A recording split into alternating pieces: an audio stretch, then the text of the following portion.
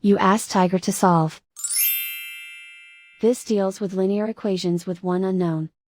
The final result is x equals 8. Let's solve it step by step. Group all constants on the right side of the equation. Add 18 to both sides. Simplify the arithmetic.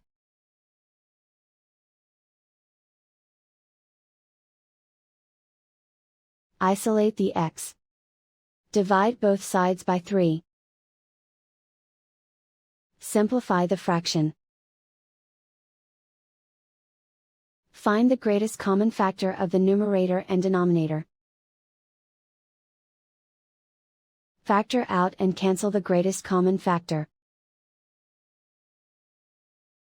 And so the final result is x equals 8.